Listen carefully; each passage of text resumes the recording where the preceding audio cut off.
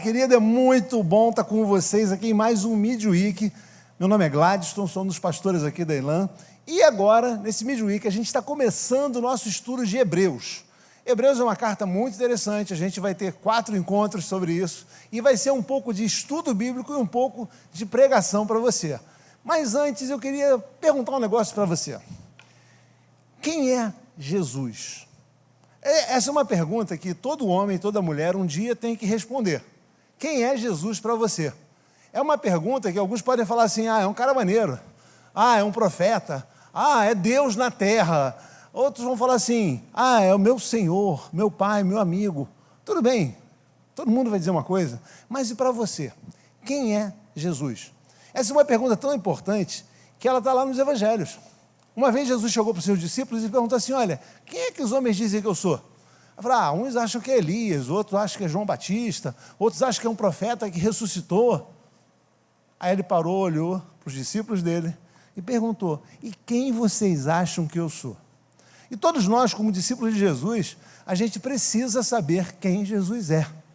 Isso é muito importante para a nossa vida, para o nosso dia a dia, para o nosso relacionamento com Deus, que é através de Jesus, e a gente precisa responder essa pergunta. Por que Hebreus é importante? Porque o autor de Hebreus, ele começa Hebreus falando sobre isso. E a gente vai dar uma pegada sobre isso hoje. Mas antes eu queria falar um pouquinho sobre Hebreus. Hebreus, ele apresenta, o autor de Hebreus, eu não estou nem falando o nome, você vai ver por quê.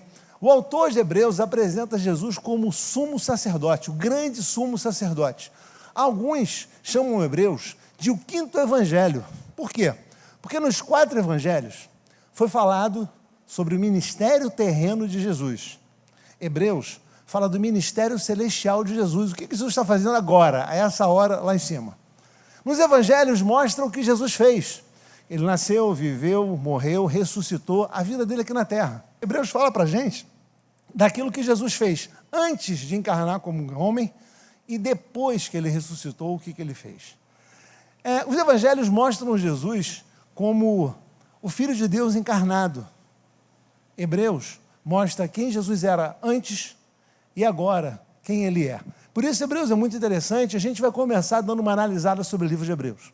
O livro de Hebreus ele tem uma autoria desconhecida. É claro que a gente sente uma grande influência do apóstolo Paulo, alguém que tinha uma cultura judaica, possivelmente, algum hebreu que tinha uma cultura judaica, mas a gente não tem uma ideia exata de quem escreveu Hebreus. Agostinho, por exemplo, que foi um teólogo muito antigo, ele achava que era Paulo, mas achava o grego um pouco diferente. Paulo era mais incisivo no grego. O grego de Hebreus é um grego mais clássico. Outros acham que é Lucas, outros acham que é Clemente de Roma. Martinho Lutero, o pai da Reforma, ele acha que quem escreveu foi Apolo, alguns que foi Barnabé. E a gente não sabe quem foi, mas é inegável que tem alguma pegada do apóstolo Paulo. Ou foi o próprio apóstolo Paulo, ou foi alguém muito próximo ao apóstolo Paulo que escreveu Hebreus. Agora, a data, então, é outra incógnita. A gente não sabe quando foi a data. Porque, por exemplo, Clemente de Roma escreve algumas cartas, ele não é nem discípulo, nem apóstolo, nem nada. Clemente de Roma é um discípulo de Jesus, historiador, um dos pais da igreja primitiva. Ele escreve algumas cartas citando Hebreus. E ele escreve isso em 96, depois de Cristo. Então, foi antes de 96. Hebreus não fala nada sobre a destruição de Jerusalém. Jerusalém foi destruída no ano 70. Então, também, a gente entende que seja antes de 70. Mas, por exemplo, na carta, no finalzinho, ele manda uma saudação de Timóteo, mas não manda uma saudação de Paulo. Talvez Paulo já tivesse morto, e ele morreu mais ou menos em 96. Então, os estudiosos acreditam que Hebreus foi escrito entre 96 e 70. Mas como a gente não sabe quem escreveu, também não dá para a gente fazer muita coisa. A gente também não tem ideia de para quem ele escreveu. Pelo título Hebreus, a gente entende que seja uma igreja em que o pessoal era hebreu, que falava hebraico. Pensou-se na igreja de Jerusalém, mas não combina. Outros pensaram numa igreja em Alexandria. Era mais para grego, não combina muito. Ou um grupo de sacerdotes judeus convertidos, também não combina muito. A maioria dos teólogos, não é a maioria absoluta, mas a maioria, acredita que ele escreveu para um grupo de judeus, talvez até sacerdotes convertidos ao cristianismo, que moravam em Roma. E onde ela foi escrita? Aí que vira uma complicação mesmo. Se a gente não sabe quem escreveu, para quem escreveu e quando escreveu, como é que a gente vai adivinhar? Não tem jeito. E todo mundo gosta, né, dos mapinhas. Então, um dos caras mais assim que o pessoal atribui à carta de Hebreus é o apóstolo Paulo. E o apóstolo Paulo viajou em 4 viagens missionárias por cerca de 50 cidades diferentes. Visitou algumas mais de uma vez. Andou mais ou menos entre 16 e 20 mil quilômetros durante o ministério dele, que foi de 14, 15 anos, sendo que 4 anos ele passou preso. 2 em Cesareia, 2 em Roma. Então a gente não tem uma ideia de onde ele escreveu isso, se foi ele que escreveu. O que a gente sabe é que, por exemplo, coloca um mapinha aí pra gente. Você gosta de mapa, né? A galera gosta de mapa, então tem um mapinha aqui, ó. Essas cidades aqui são algumas cidades da época do apóstolo Paulo, que pode ter sido ele que escreveu Hebreus. Mas, ó, não tem muito mapinha, não. Coloca outro aí pra gente, Rodrigo. Tá vendo o xizão aí? Não dá pra gente saber. A gente não sabe quem escreveu, para quem escreveu, onde escreveu. Não tem como a gente ver um fundo histórico da igreja que recebeu essa carta. A gente só tem uma certeza de Hebreus, o propósito de Hebreus. O propósito, ele escreve incentivando aquela igreja a suportar a provação, e ele escreve pedindo, clamando, dando assim uma dura na galera, para não abandonar o cristianismo. Possivelmente não abandonar o cristianismo e voltar para as raízes judaicas, quando a igreja começou a ser perseguida. Mas hoje a gente vai ver o seguinte, baseado em Hebreus, é o nosso estudo de hoje, a gente vai estudar a epístola de Hebreus durante esses 4 midweeks, a gente vai ver quem é Jesus na visão do autor, o que ele fez e para o que ele fez. E a primeira pergunta é, quem é Jesus? O autor de Hebreus começa a carta assim: há muito tempo, Deus falou muitas vezes e de várias maneiras aos nossos antepassados por meio de profetas. Mas nesses últimos dias, falou-nos por meio do Filho, a quem constituiu herdeiro de todas as coisas e por meio de quem fez o universo. Então a primeira coisa que ele fala aqui, Jesus é a voz de Deus. Deus falou pelos profetas, falou, mas agora ele fala por Jesus. Ou seja, ele diz o seguinte, Jesus é a voz de Deus. Tudo que Jesus fala vem do coração do Pai. Ele diz mais ainda, chama ele de herdeiro, de filho de Deus. E ele recebe então como herdeiro todas as coisas do Pai. Mas ele recebe o quê? Ele recebe exatamente o que ele criou, porque no mesmo texto diz que ele tem poder para fazer todas as coisas e fez todas as coisas. E é interessante que na história de Jesus, a gente vê muito dos evangelhos, ele não só criou as coisas, como ele conseguia modificar coisas, o que a gente chama de milagre. Ele modificava o cego que não via, o paralítico que não andava, multiplicava pão e peixe, ou seja, aquele que fez tem autoridade para modificar. Mas tem mais coisa que o autor de Hebreus diz. Ele continua dizendo assim, o Filho é o resplendor da glória de Deus e a exata expressão do seu ser, sustentando todas as coisas por sua palavra poderosa. Depois de ter realizado a purificação dos pecados, ele se assentou à direita da majestade nas alturas, tornando-se tão superior a anjos quanto o nome que herdou é superior ao deles, e o adoram. O autor diz que ele é o resplendor de Deus. Talvez a maneira mais fácil da gente entender o que o autor quis dizer no grego, é como se você tivesse uma luz e você olhasse fixamente para um ponto de luz, ou está o sol, você olhasse para o sol, e você olhasse, não faz isso não, senão você vai queimar a tua vista, viu? Estou a dica para você. Mas você olhasse para o sol e viesse então uma luz mais forte que a do sol na direção da sua vista. Quando fala que ele é o resplendor da glória de Deus, talvez a comparação que a gente possa ter é quando os discípulos subiram no Monte de Transfiguração e viram Jesus com vestes resplandecentes. Ou o apóstolo Paulo andando, que deve ter visto uma luz muito grande e caiu por terra. Mas o autor diz que ele é o resplendor da glória do Pai. Ou seja, toda a glória do Pai, ela brilha mais ainda na pessoa de Jesus. Ele continua dizendo que ele é expressão exata de Deus. A palavra em grego disso aqui é caracter. Caracter é como se fosse um carimbo. É como se você carimbasse uma imagem e aquela imagem é exatamente o que você tem no carimbo. Ele fala que ele é a exata expressão de Deus, ou seja, quando você olha para Jesus, você está enxergando o Pai. E ele fala ainda nesse texto que ele é superior a anjos.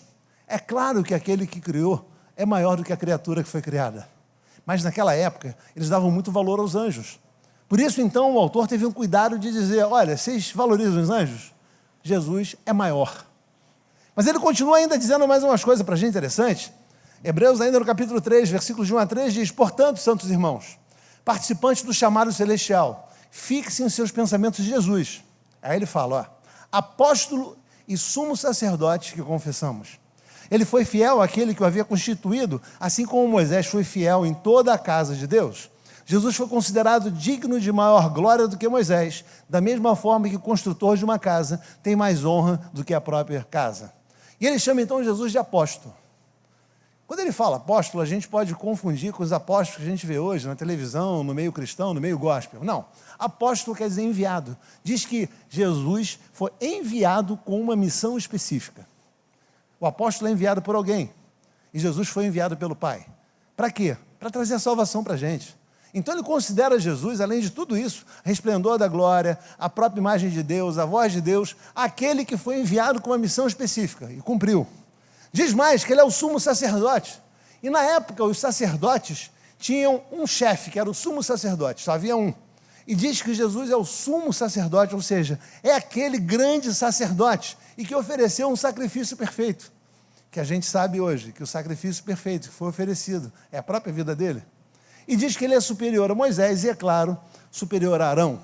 Quando ele fala superior a Moisés, Moisés era considerado como um grande profeta, como emissário de Deus, o responsável pela libertação do povo do cativeiro egípcio. E quando ele diz que Jesus é maior do que Moisés, ele não está dizendo só do cativeiro egípcio. Ele está dizendo para a gente que Jesus foi o libertador do cativeiro do pecado. E graças a ele, a gente tem a libertação. O autor de Hebreus, ele então, depois de falar quem é Jesus, explicar para a gente quem é Jesus para ele, ele fala o que ele fez por nós. E olha só o que ele diz aqui. O que ele fez por nós. Vamos pegar no texto. Hebreus 2, de 9 a 10. Vemos, todavia, aquele que por um pouco foi feito menor do que anjos, Jesus, coroado de honra e glória, por ter sofrido a morte, para que, pela graça de Deus, em favor de todos, experimentasse a morte. Ao levar muitos filhos à glória, convinha que Deus, por causa de quem e por meio de quem tudo existe, tornasse perfeito, mediante o sofrimento, o autor da salvação. E ele diz que Jesus foi feito por um tempo menor do que anjos. Quer dizer isso? Quer dizer que Jesus por um tempo foi feito como homem. Um homem menor do que anjos.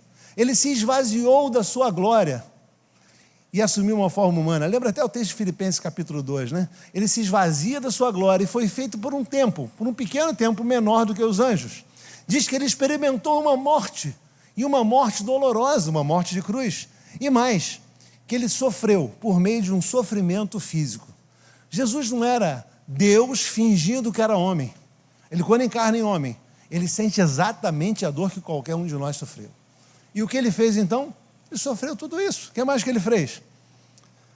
Diz o texto para a gente: portanto, visto que temos um grande sumo sacerdote que adentrou os céus, Jesus, o Filho de Deus, apeguemo-nos com toda firmeza à fé que professamos, pois não temos um sumo sacerdote que não possa compadecer-se de nossas fraquezas, mas sim, alguém que, como nós, passou por todo tipo de tentação, porém sem pecado. O que mais Jesus fez? Ele passou por todo tipo de tentação.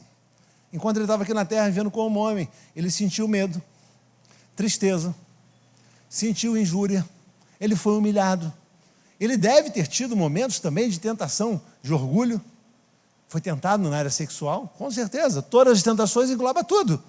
Ele sofreu ali a tentação por causa de vaidade, de orgulho, de cobiça, todas as sensações humanas que levam a gente a tentar. Porém, o texto diz para a gente, com muita simplicidade, sem pecado, dando para a gente uma pista, que ser tentado é uma coisa, pecado é outra. A gente vai falar disso daqui a pouquinho.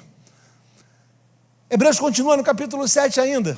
É de um sumo sacerdote como esse que precisamos, santo, inculpável, puro, separado de pecadores, exaltado acima dos céus, ou seja, totalmente perfeito. Ao contrário de outros sumos sacerdotes, ele não tem necessidade de oferecer sacrifícios dia após dia. Primeiro por seus próprios pecados e depois pelo pecado do povo. Por quê? Porque ele não tinha pecado. E fez isso uma vez por todas, quando a si mesmo se ofereceu. E lembra de novo o que ele fez aqui na terra. Ele se ofereceu como um cordeiro, morrendo na cruz, derramando sangue pelo nosso pecado. O sacerdote tinha que sempre, sistematicamente, oferecer sacrifícios pelo povo, e sempre havia um cordeiro sendo morto. Jesus, o Cordeiro de Deus, veio, e de uma vez só, pagou esse preço. Só que o detalhe é que ele a si mesmo ofereceu, e lembra o texto que Paulo escreve em Filipenses capítulo 2, Quando ele fala, tende em vós o mesmo sentimento que houve em Cristo Jesus, que sendo Deus, não julgou com usurpação ser igual a Deus, antes a si mesmo se esvaziou, assumindo a forma de homem, como um homem morrendo morte de cruz. Ele sofreu dor, e sofreu uma das piores mortes daquela época. A gente já sabe quem foi Jesus, para o autor de Hebreus, já sabe o que ele fez. Agora, por que ele fez isso? O autor de Hebreus também explica para a gente por que Jesus fez isso. Hebreus capítulo 3, 14 e 15, diz para a gente assim: portanto, visto que os filhos são pessoas de carne e sangue, ele também participou dessa condição humana, ou seja, ele experimentou a condição humana, para que, por sua morte, derrotasse aquele que tem o poder da morte, isso é, o diabo, e libertasse aqueles que durante toda a vida estiveram escravizados pelo meio da morte. Então já começa dizendo duas coisas importantes para a gente. Para que Jesus fez tudo isso? Encarnou, sofreu, foi tentado, morreu na cruz. Para quê? Para derrotar o diabo. E eu lembro então no texto de 1 João 3,8, que é um texto que eu gosto muito, quando ele diz assim: para isso o Filho se manifestou, para desfazer as obras do diabo. E em nome de Jesus, toda obra do diabo na tua vida, na tua casa, você que está aí no online, que está assistindo a gente, vai ser desfeita em nome de Jesus. Não tem obra que resista ao poder do nome de Jesus. Mas o texto também diz que ele veio para libertar os cativos. Eu lembro de Isaías 61, que ele veio para libertar os cativos, quebrar o jugo dos oprimidos. E em nome de Jesus, todo vício de droga, de jogo, de prostituição, de bebida, que está assolando você e tua casa, está assolando a tua vida e está prendendo você, está desfeito, porque o texto diz para a gente, ele veio e fez tudo isso para libertar aqueles que estiveram escravizados durante toda a sua vida. E eu não quero saber quanto tempo você está preso em vícios, em pornografia, vícios de jogo, bebida, não interessa. O que eu sei é que hoje, nessa noite, Jesus pode libertar você, que foi para isso que ele veio. O autor de Hebreus diz ainda, mais algumas coisas que para que ele passou por tudo isso. Hebreus 2,18 diz, para quê? Porque, tendo em vista o que ele mesmo sofreu quando tentado, ele é capaz de socorrer aqueles que estão sendo tentados. E diz mais, 4, 14 e 15, portanto, visto que temos um grande sumo sacerdote que adentrou os céus, o Filho de Deus, apeguemo-nos com firmeza e fé que professamos, pois não temos um sumo sacerdote que não possa compadecer-se de nossas fraquezas, mas sim alguém que, como nós, passou por todo tipo de tentação, porém sem pecado. É interessante que ele traz aqui para a gente algo bem bacana para a gente lembrar. Primeiro, ele é capaz de socorrer aqueles que estão sendo tentados, porque ele experimentou isso. E tentação é diferente de pecado. Ele quer socorrer você que está sendo tentado, justamente para que você não caia em pecado. E o que você precisa fazer? Pedir ajuda a ele. A tentação é uma coisa que é comum e normal à vida do homem. O pecado é um acidente de percurso na vida do crente. Mas a tentação é comum. Todos passamos, inclusive Jesus passou. O detalhe é que ele conseguiu vencer todas elas. Só tem uma maneira de você vencer, fazendo o que ele fez. Se você não sabe, pergunta para ele que ele te ajuda. Talvez tenha que pedir força como Daniel, que resistiu aos banquetes do rei. Talvez precisa fazer como José, que fugiu do pecado, fugiu da tentação. A gente tem que resistir ao diabo e fugir do pecado. Quando você faz ao contrário, dá ruim. Se você ficar brincando de resistir à tentação, de resistir ao pecado, você vai acabar caindo. Uma hora ou outra você cai. Não brinca de resistir ao pecado, foge. Mas também não foge do diabo. Resiste ao diabo, enfrente ele cara a cara. Lá em Efésios diz sobre a armadura de Cristo, que dá para gente. Capacete da salvação, espada, couraça, mas não tem nada nas costas não. Se você fugir, ele te pega pelas costas, bicha traíra. Então, fuja do pecado, peça ajuda a ele e corre mais rápido que você puder. E resiste ao diabo também com a ajuda dele. Ou então com Neemias, tentado para abandonar a obra, parar tudo. Pede força ao Senhor, não para.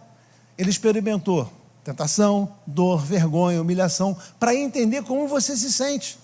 Toda vez que você se sentir fraco, corre para ele, pede ajuda a ele, no meio da tentação, para que você não caia em pecado.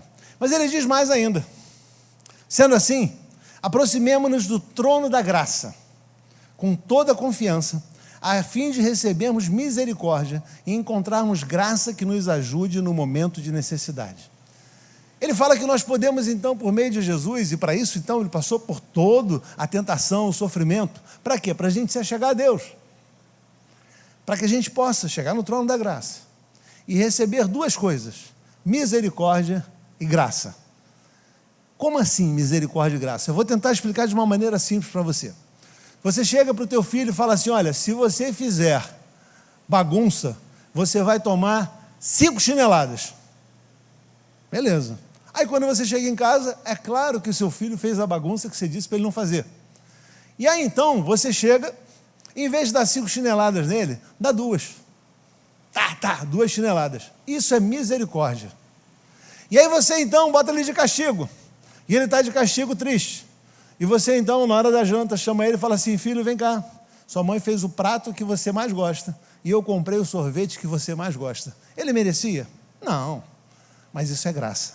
Misericórdia é quando você não dá o que merece. Ele merecia 5, ganhou 2. Está no lucro. E graça é quando você recebe o que você não merece. É um favor imerecido de Deus. E quando você chega ao trono do Senhor, ao trono do Deus Todo-Poderoso, por meio de Jesus, você recebe misericórdia e graça. Isso é muito legal. Por quê? Porque no momento de necessidade, Ele não vai pisar em você. Ele não vai massacrar você. Ele vai agir com misericórdia e não dar o que você merece. E quando você continuar na caminhada, Ele vem com a mão poderosa dele e derrama sobre você o quê? A graça que eu e você não merecemos. É isso que Jesus fez. Para isso Ele sofreu por tudo isso. E mais, Hebreus ainda fala para a gente o seguinte: ora, daqueles sacerdotes, tem havido muitos, porque a morte os impede de continuar o seu ofício. Ou seja, toda hora o sacerdote morria e vinha outro. Mas visto que vive para sempre, Jesus tem um sacerdócio permanente, ou seja, Ele é um sacerdote permanente.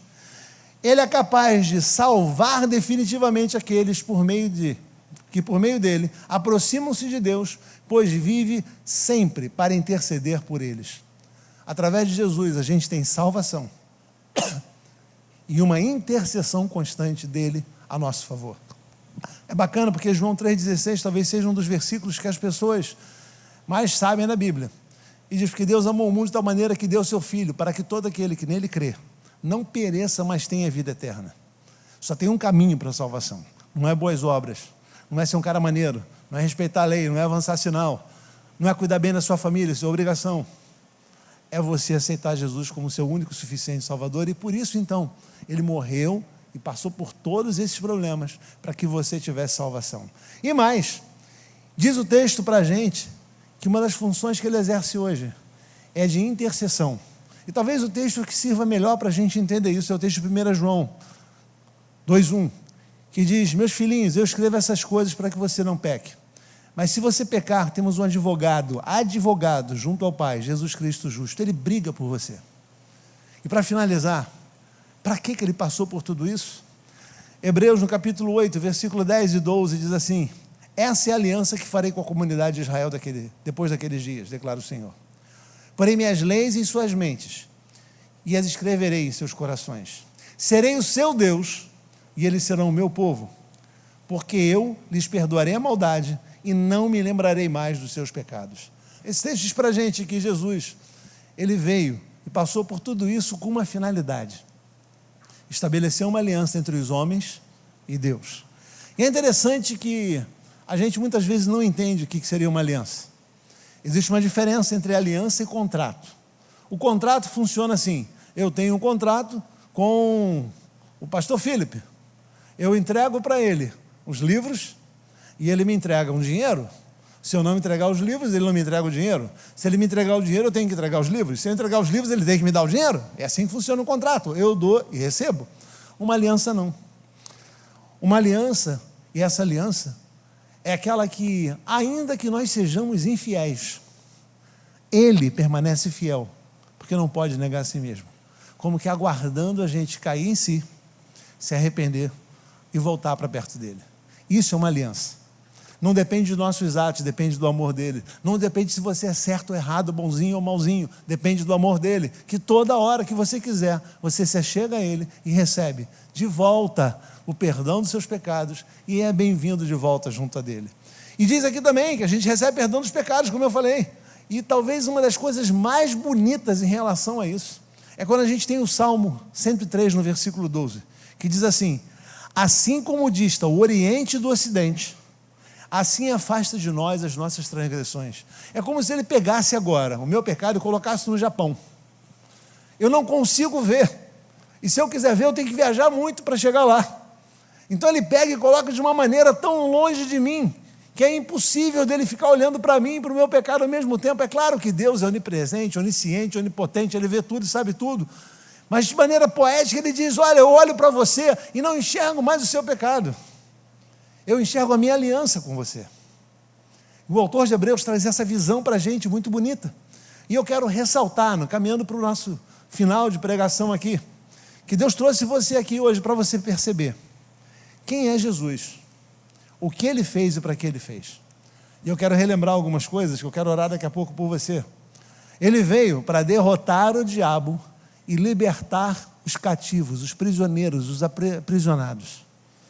E se o inimigo tem triunfado na tua vida, nós vamos orar hoje para que ele possa reinar em você, na tua casa, no teu local de trabalho, seja onde for, e derrotar o diabo.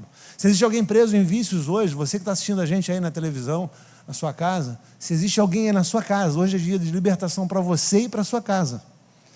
Diz mais ainda, que você pode receber misericórdia e graça quando se aproxima dele. E hoje é um dia que a graça do Senhor vai vir sobre a sua vida. Você pode ainda pedir ajuda na dificuldade, talvez esteja passando por momentos de tentação, de problema. Ele passou por tudo isso para saber o que você sente. Você pode dizer com muita franqueza para ele: olha, eu me sinto assim, assim, assado. Por quê? Porque ele vai te ajudar no momento de fraqueza. Foi para isso que ele sofreu, para entender como você está se sentindo agora. E diz mais ainda, além de socorro na tentação, se você não conseguir vencer e cair em pecado, o texto diz para a gente que se você pecar e confessar, ele vai ser o teu advogado, do lado do Pai, falando assim: perdoa ele, Pai, eu já morri por esse pecado. Libera perdão sobre a vida dele. Tem mais ainda, ele diz que quando você faz isso, você ganha uma salvação eterna e definitiva e firma uma nova aliança com o Pai. Talvez hoje seja um dia de renovar a tua aliança com o Pai, porque você quebrou, mas ele não quebrou. Você se esqueceu, mas ele não se esquece de você. Ele não se esquece do amor que ele tem por você, do carinho que ele tem por você.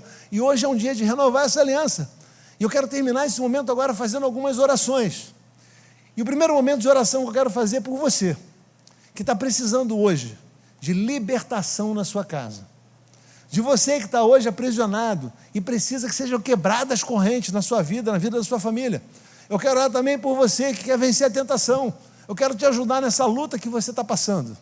Depois, no segundo momento, eu quero orar por você, que tem uma aliança quebrada com Deus, da sua parte, não da dele, para que essa aliança seja restaurada hoje, e você volte à comunhão do Filho, do Pai e da Igreja de Jesus. E para terminar, eu quero orar por pessoas que querem hoje entender quem é Jesus de maneira mais profunda e pessoal, entregando a sua vida a Ele e deixando Ele dominar sobre a sua vida. E eu queria então convidar você que está aí na sua casa, você que está com a gente acompanhando, que você fechasse seus olhos, de uma maneira simbólica, você colocasse a mão sobre o seu coração para nós orarmos agora. Pai, eu quero orar pelos meus irmãos, que estão passando hoje por lutas, que estão passando por momentos de dificuldade, estão passando por momentos de tentação até, para que o Senhor tu estejas fortalecendo a cada um deles. Pai, se existe um domínio do império das trevas sobre a casa, sobre a vida, sobre a família dos meus irmãos, que seja quebrado esse domínio hoje em nome de Jesus. Que tu, Senhor, realmente venha e se manifeste para derrotar o inimigo, desfazer as obras do diabo e todo vício, tudo aquilo que amarra a casa, seja algum filho que está lá nessa casa, seja uma filha, seja um marido alcoólatra, seja o que for, ó Deus, viciado em qualquer tipo de droga, cremos no teu poder para nesse momento agora desfazer isso. Fortalece meus irmãos, para que eles não desfaleçam na sua fé, pelo contrário, Senhor, que eles se apropriem disso agora e entenda, Senhor, que o sacrifício na cruz é suficiente para quebrar toda a obra do mal, desfazer e libertar todos os cativos.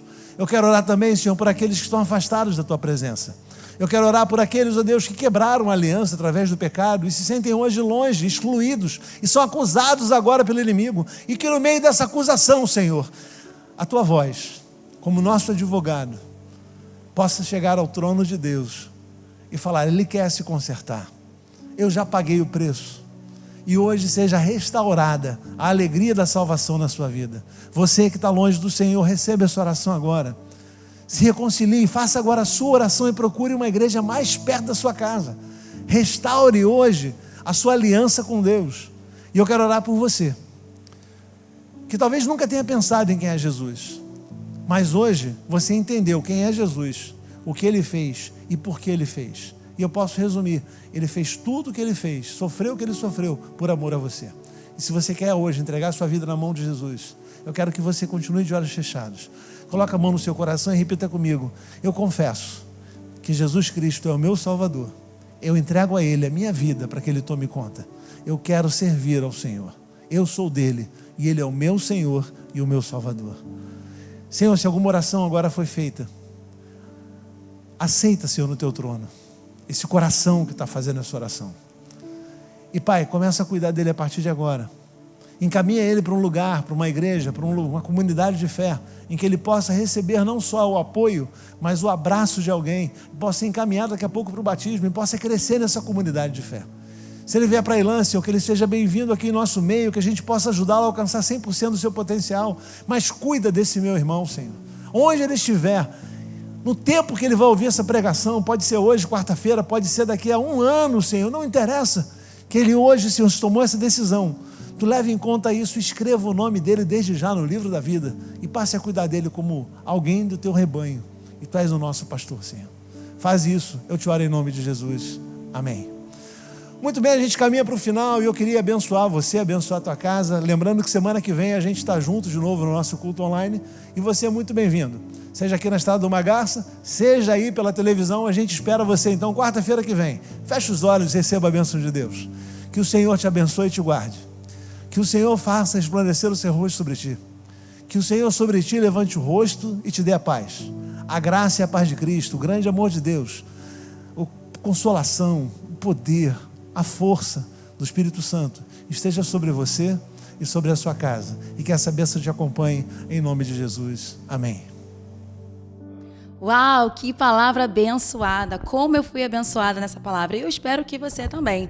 Lembrando que se você é novo aqui, coloque aqui nos comentários para a nossa equipe estar entrando em contato com você. Mas antes eu quero dar 2 recadinhos para vocês. No dia 23 de novembro, nós teremos a nossa One Conference, nossa primeira conferência de casais aqui na Ilã. Dia 30, nós teremos o culto Pink, reine sobre o seu propósito. E temos que vir bem elegantes, vestidos de gala. Então não perca, hein? Te espero aqui. Tenha uma semana abençoada. Amando Deus, amando você, Ilã.